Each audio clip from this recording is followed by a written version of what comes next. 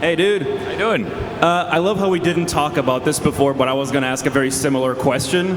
Because you mentioned yesterday about the struggles in your childhood and with your family and stuff. So I was wondering if you always knew that you were going to be an actor.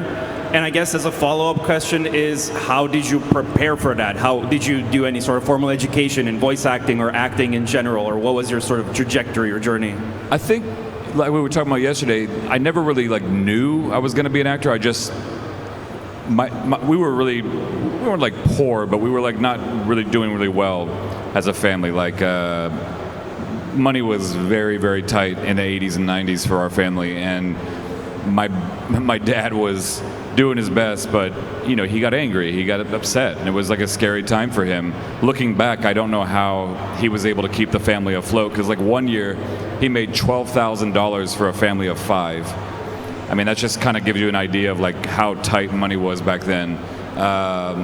So he'd get pissed off and he'd take it out on my mom, and then they'd take it out on my brothers, and then my older brothers would take it out on me, and I just got the shit kicked out of me all the time.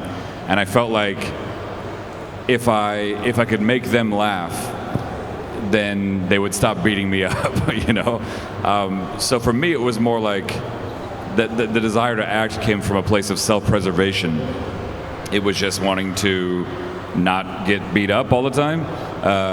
And I think as time went on, I realized it could be a force of change. I could make people happier. I could entertain people, So that's kind of where I started doing it, and then I later just found a real joy in it, in middle school and high school, and then decided to pursue it in college. I got a BFA, University of Colorado, and in terms of formal training, nowadays, I mean, there's so many great teachers out there, and I do think formal training is very important, but I also think your gut is the most important thing.